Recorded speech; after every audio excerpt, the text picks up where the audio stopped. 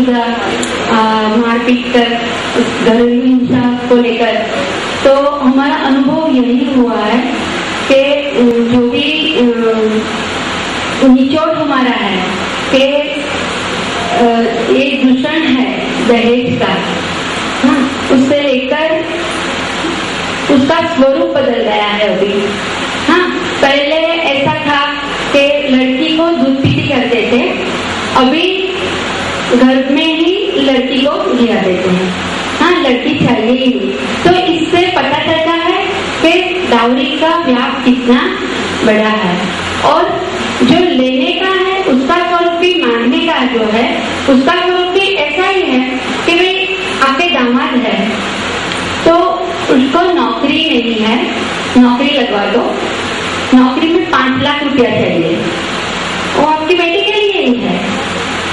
और कभी कभी ऐसा होता है कि भाई उसको परदेश जाना है पढ़ने के लिए, तो उसकी जो व्यवस्था है वो आप कर दो। ऐसा मांगने का स्वरूप भी ऐसा है और देने का स्वरूप भी माँ बाप को भी ऐसा लगता है कि चलो अपनी बेटी के लिए ही है, तो जो जिसकी पहुंच है वो करते हैं। लेकिन जहाँ पहुंच नहीं है वहां भी देखा देखी, जो ज्ञाति में नहीं कर रहे वहां भी आ गया है। तो इससे लगता है कि इसका व्याप कितना बढ़ गया है। और गुजरात की बात करूं मैं, प्रोटेक्शन अधिकारी जो दहेज प्रतिबंधक अधिकारी है, तो वो पूरे गुजरात में नहीं है, लेकिन कोई कोई डिस्ट्रिक्ट में है, और उसको इतने सारे पहले से 15-17 कानून को अमल करने की जिम्मेदारी है उस पर। और अभी एक प्रोटेक्शन अधिकारी की जवाबदारी तो है, वो भी दहेज प्रतिबंधक अधिकारी है, वो ही निभाता है। अगर वो करना चाहते हैं तो फिर भी वो काम नहीं कर, क्योंकि कितना उसके पास कुछ पूरा स्टाफ नहीं है, जो उसको सुविधा है वो पूरी सुविधा नहीं है, जो पूरा तंत्र होना चाहिए वो उसके पास नहीं है। जब सरकार में भी कुछ ऐसी माहिती लोगों के पास नहीं है कि दहेज की डिमांड होती है, तो फिर उसके लिए अत्याचार होते हैं, तो कहाँ वो कंप्लेन करने के लिए जाए। हाँ, कचेरी कहाँ है किसी को पता नहीं है, तो सरकार की ये जिम्मेदारी है, वो भी वो अच्छी तरह से नहीं निभाते। पुलिस का जो मैं बताती हूँ, तो पुलिस में भी यही है कि महिला जाती है तो डरा धमकाकर उसको भेज देते हैं कि चलो ये तो घर का मामला है, आप घर में ही निपटाओ। अगर कोई महिला को बहुत अत्याचार हुआ है तो उसको प्रोटेक्शन ऑफिसर के पास भेज देते हैं कि भाई वहां चले जाओ। और प्रोटेक्शन अधिकारी को पूरा एक्ट की भी पता नहीं है, अभी बताया कि भाई उसको भी पूरे एक्ट की खबर नहीं है, तो वो भी फॉर्म भरते और डोमेस्टिक वायलेंस एक्ट में ही जाता है उसका केस। और कोर्ट की बात है तो कोर्ट में भी ऐसा है कि ऐसे महिलाओं की कोई कोर्ट नहीं है, फैमिली कोर्ट है, वहाँ शादीशुदा महिलाओं के 125 और डिवोर्स के केस चलते हैं।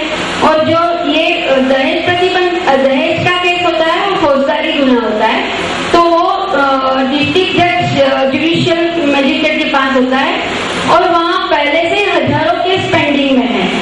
तो ये केस को कब आएगा कोर्ट पर, और जब तक कोर्ट पर आता है तब वो महिला टूट जाती है या कहीं समाधान कर लेती है, अगर सहकर वापस घर चली जाती है। ऐसा है, तो हम जो महिला हमारे पास आती है उसके पेरेंट्स को भी बुलाते हैं। हमारा नारा भी यही है कि भाई लड़की को दहेज नहीं लेकिन प्रॉपर्टी में राइट दो। जो प्रॉपर्टी में राइट मिलेगा तो बहुत कुछ कर पाएगी, लेकिन नहीं ऐसा होता, और इसके लिए बहुत लड़ना पड़ता है। और हमारा आंदोलन है और हम भी आंदोलन के साथ जुड़े हुए हैं। धन्यवाद। एंड अगेन मैम बात कर रही थी कि डाउरी का एक नेचर ही चेंज हो रहा है, काफी मोर सीरियस, मोर इश्यूज ज्यादा।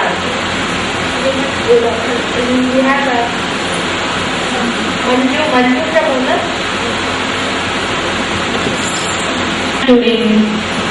काउंसलिंग सेंटर जायदाद के साथ। गुजरात में ऐसा देखा जाए तो दहेज का प्रमाण इतना नहीं है।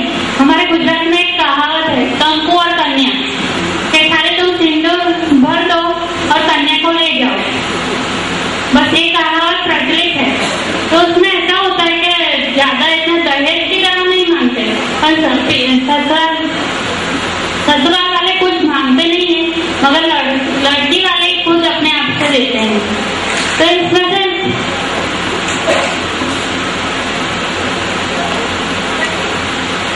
और गुजरात में शादी का जो सामान दिया जाता है, मगर लड़के वाले कुछ मांगते नहीं है, मगर उनके अनुभव के हिसाब से, अपने अनुभव के हिसाब से मैं बोल रही हूँ कि लड़कियां खुद मांगते हैं कि मम्मी मुझे ये देना, पापा मुझे ये देना।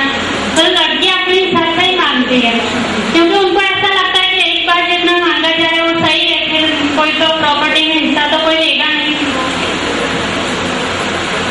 और हमारे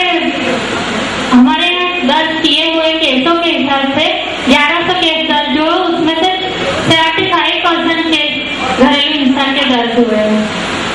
और उसमें ज्यादातर तो कॉम्प्रोमाइज से हुआ है कोर्ट में से, और वकील के पास से हमारे पास 200 केस दर्ज हुए हैं, और उसमें ज्यादातर कॉम्प्रोमाइज हुआ है।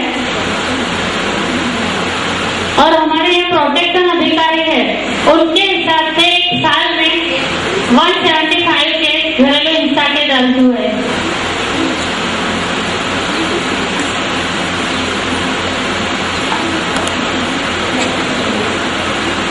और उसके प्रकार दहेज, सब केस दहेज के अंदर ही होते हैं, शारीरिक मानसिक त्रास होता है, और बाहर दहेज बाहर नहीं आता, सिर्फ घरेलू हिंसा ही बाहर आते हैं ज्यादातर केसों में।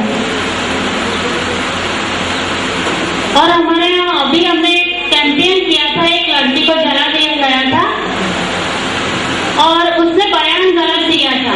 फिर हमारी संस्था में से हम लोग साथ में गए और उसके साथ काउंसलिंग किया। तो थोड़े दिन में लड़की ने बोला कि मेरा धमकी में आकर मुझसे बयान लिया गया है, तो उसने बयान बदला और उसमें उसको सजा हुई, उसके पति को। तो इस तरह के भी केस आते हैं। और एक लड़की को उसके घर में ही लटका दिया गया था, उसमें हम लोग बहुत सारी बहनों को लेकर एक कैंपेन किया था हमने। तो पुलिस वालों का क्या कहना था कि तुम 50-50 रुपए लेकर बहनों को लेकर आ गए। इस तरह से भी पुलिस का बहुत सारा आक्षेप होता है हमारे ऊपर, और पुलिस जल्दी FIR भी दर्ज नहीं करती। हमको बहुत सोचना पड़ता है, बहुत उनके साथ सतर्क रहना पड़ता है संपर्क में, तब पुलिस FIR दर्ज करती है। और थोड़ा जेल के बारे में बात करेंगे, हम जेल में भी काम करते हैं वहाँ पर। हेलो, मैं गुजरात से आई हूँ, कोलर से आई हूँ, मेरा नाम शोभा है। जो मंजू